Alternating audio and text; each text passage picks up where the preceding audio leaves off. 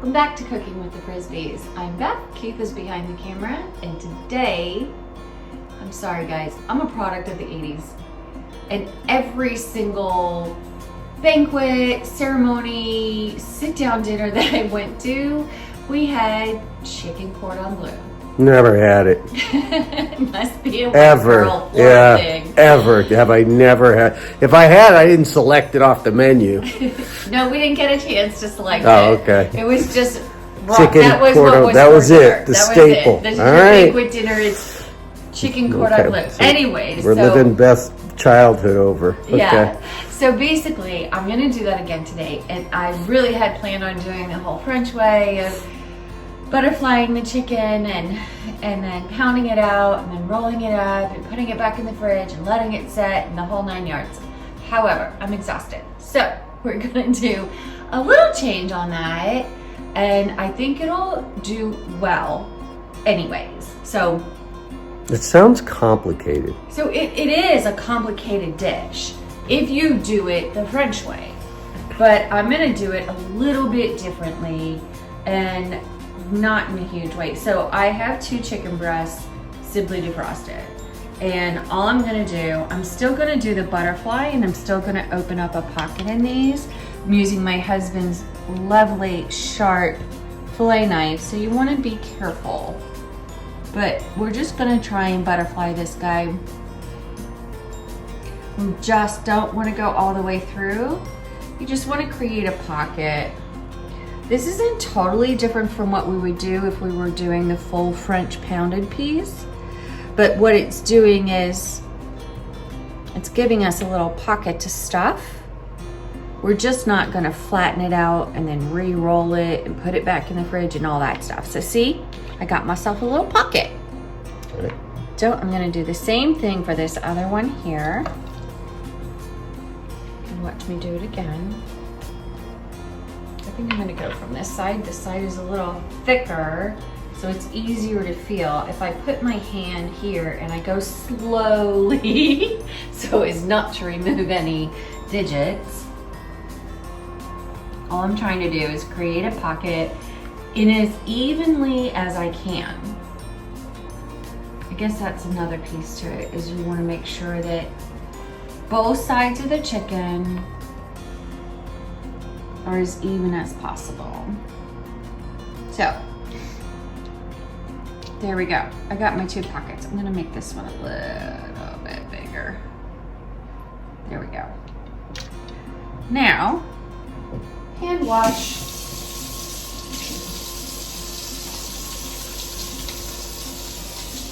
Always important, because I'm getting ready to touch my cold cuts. I guess I could have brought them out earlier, but I'm gonna go ahead and play with my cold cuts. So I have Swiss cheese and ham, and I'm just gonna make some little roll-ups to slide inside these guys. So again, typically with the true French, you would lay this out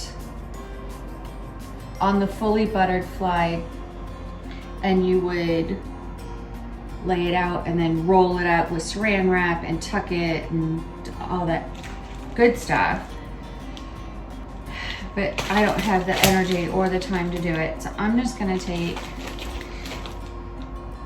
these are good sized pieces of ham. So I've got 2 pieces of cheese and I've got 2 rounds of ham. My ham is relatively the same size as my chicken, so I'm gonna put this down, put my cheese inside, trying to keep my cheese inside the ham, and you'll know why in a minute. And I'm just gonna roll them. Rolling, rolling, rolling. Sorry, poor attempt. And I'm gonna stuff these guys inside my chicken. And all I'm gonna do after this, these are really small chicken breasts compared to what I'm used to. And normally they're massive. Yeah, go organic, they said. No. So that's not gonna fit. I'm gonna have to redo it. Might just be one piece of cheese and one piece of ham. Let's see how that plays out. Okay, call an audible. Call an audible.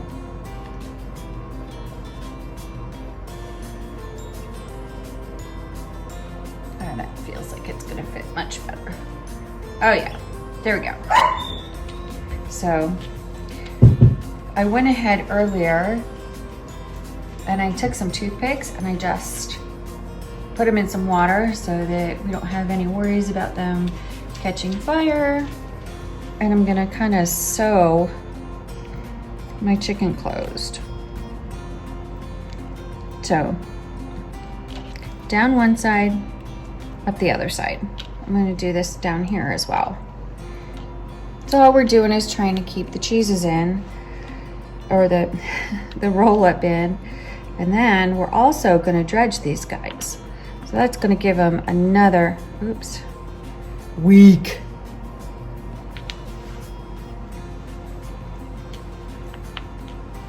Why do you use wood? Could you use metal skewers if you had them that size?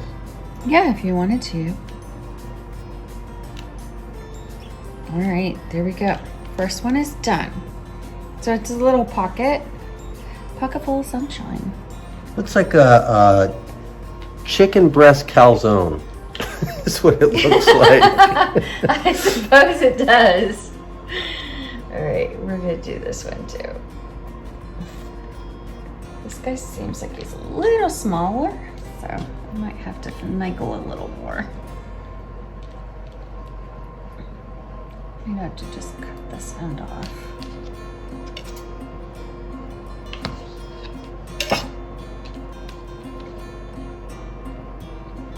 That sound you hear in the back is the oven preheating. We have a very loud oven. It does seem to be loud. It's extremely loud. I don't know why. But, okay, so here's this guy. We're gonna do the same thing.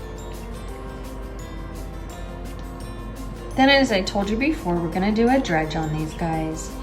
And my dredge is gonna be typical, get in here. You're not cooperating. Your typical flour, egg, breadcrumb. What I did though, I did two things that's a little bit different for me. So here's our second guy. Two things that are a little bit different for me. Is that A, I'm using panko instead of regular breadcrumbs. And also, I toasted my breadcrumbs a little bit before. So just put them on a sheet pan, sprayed them with a little bit of oil, and then I put them in the oven at 350 for 2 minutes. The reason I did that is because I don't like when my crunchy breadcrumb stuff doesn't get crunchy. So I found if I give them just a few minutes ahead of time, they get a little more brown all over. It looks lovely. So, chicken is wrapped. Time for salt and pepper. And then we'll dredge. So, this is the only place we're putting salt and pepper. There's no salt and pepper in the flour or in the egg mixture.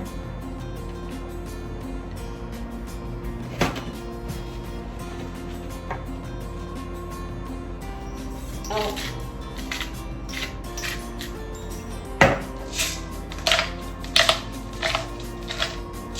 And pepper. Now we're going to dredge these guys. Plain flour.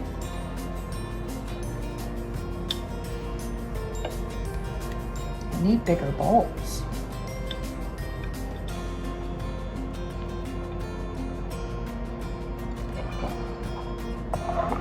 Plain egg.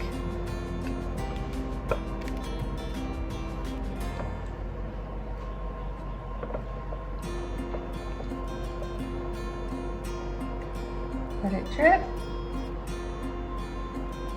And then panko.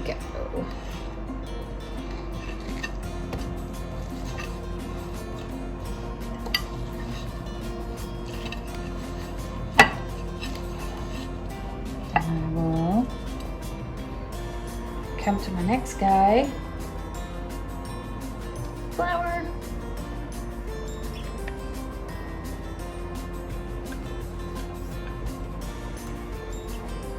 Really, I need a bigger bowl. I underestimated the size of my chicken breasts.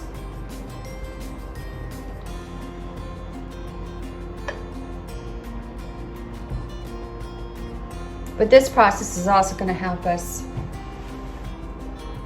keep our chicken in little pockets so that it doesn't break open in the middle of the cooking process.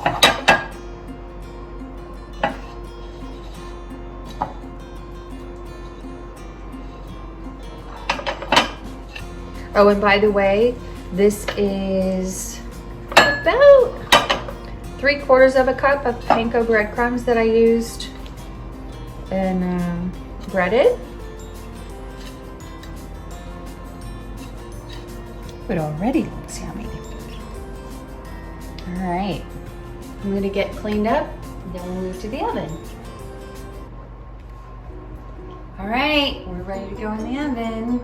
So we have our breasts that we butterflied and stuffed with a roll-up of Swiss cheese and ham. Then we breaded them. Now I'm putting them on a cookie sheet. It's got a little bit of spray already on it. This is the canola oil. I'm gonna go ahead and spray the tops as well. I have an oven already, I'm tired tonight, an oven already preheated to 350, and I'm gonna put these guys in and I'm gonna check them after 20 minutes with my automatic thermometer, and then we'll see how much further we have. It's probably gonna take 25 to 30 minutes, but I just wanna make sure that I have my oven set at the right temperature. It's at least 25 minutes, so here we go.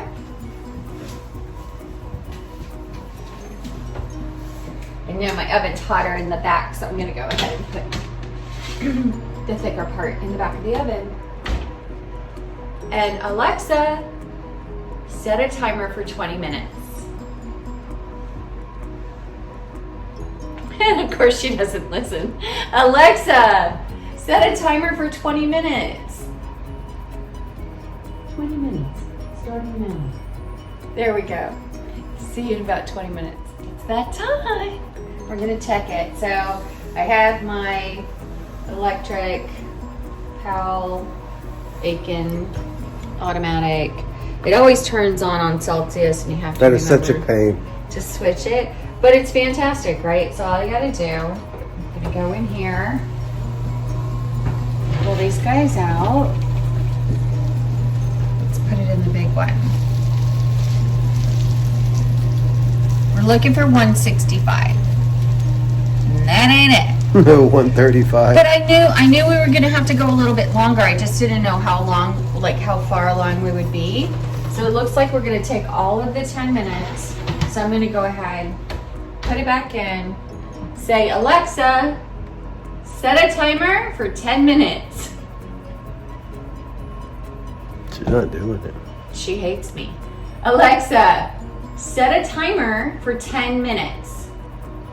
10 minutes, starting now. Second time's the charm. I don't know what it is. There's a lot of things going on. I was telling Beth with all of the wireless stuff in the house.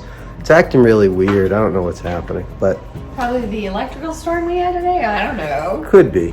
Anyways, so we'll finish those up, then we'll come back, take them out of the oven, and start the Dijon mustard sauce.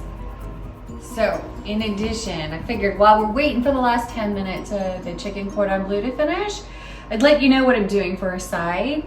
Like back in the day, it was always green beans and mashed potatoes. Or rice, or Or rice, yeah, sometimes rice.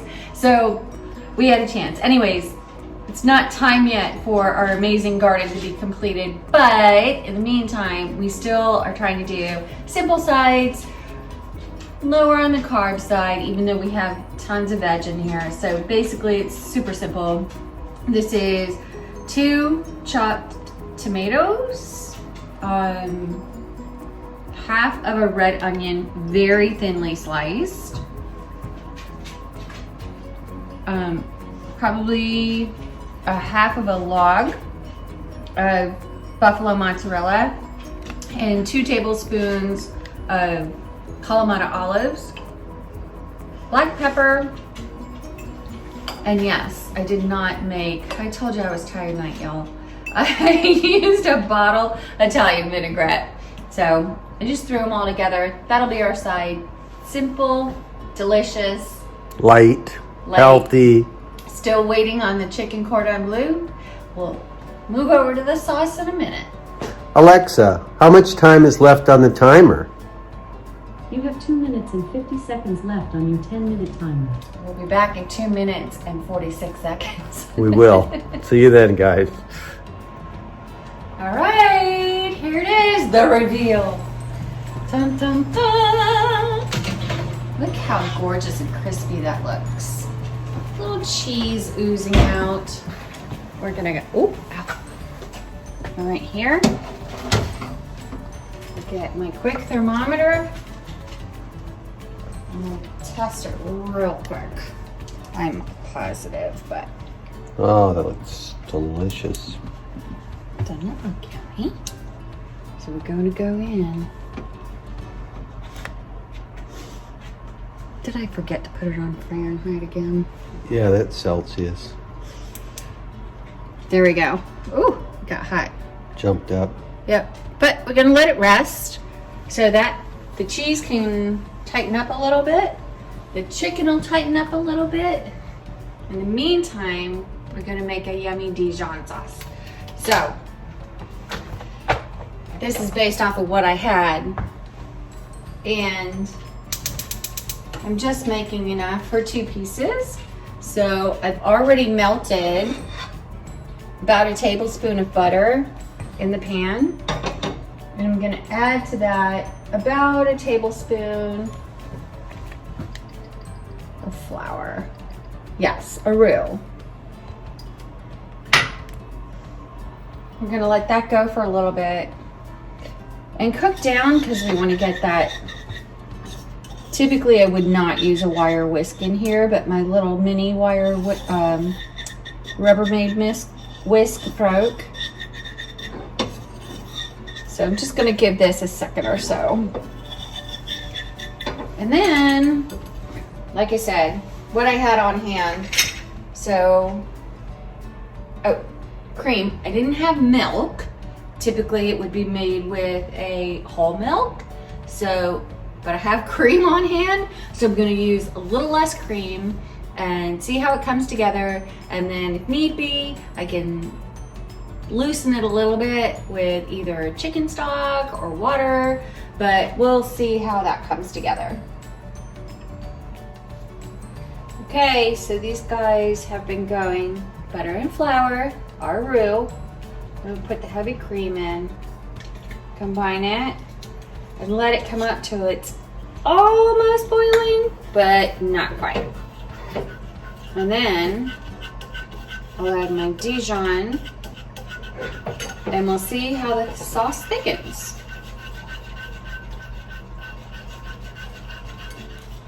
Alrighty, we made it there. Let me add my Dijon.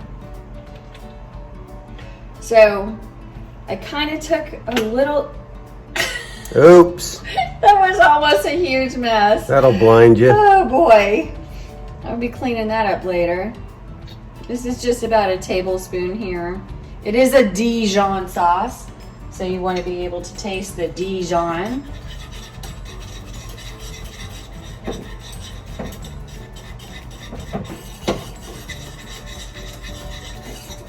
I think it's going to need a little more Dijon, just a little bit. Always remember these sauces having that beautiful little, I need to turn this down a little, that beautiful yellowy sauce color. Oh yeah. Now, I've never had this, so the flavor is more, is it like a hollandaise or not? Because that's what it looks like to me, is a hollandaise. I know, it's not. I'll say no. It's more of a Dijon, whereas a hollandaise is more of a lemony curdy. That's why I don't like it. I'm just not. You're not a fan of hollandaise, I know. You're not a fan of citrus or curd. Now, I like a lemon wedge in my beverage, and I drink lemon water all day long. Now I can't even drink regular water. So now lastly, we're gonna add, this is just a tablespoon of Parmesan cheese, just to give that little yummy bite. And we are just about done.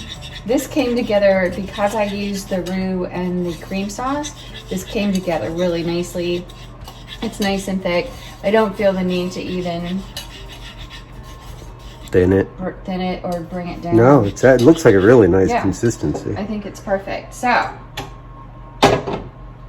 that means it's plating and tasting time. So let me get a plate.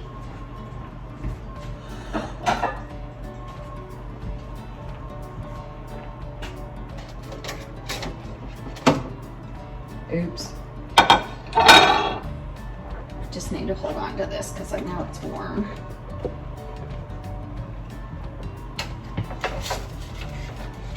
There we go.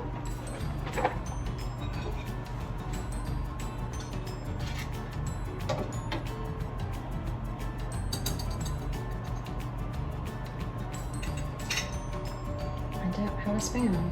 Oh, we'll bring both of these over here.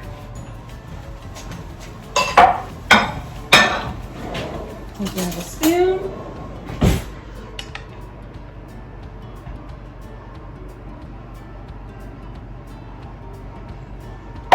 Just so we can get a quick taste. One for you, one for me.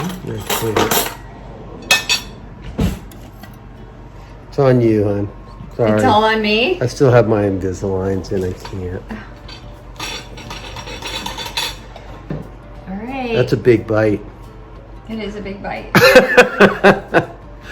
You're like Bobby Flay. He takes these. We always look at how he's got this enormous bite. He always takes an enormous bite. Okay. All right, here we go. This is.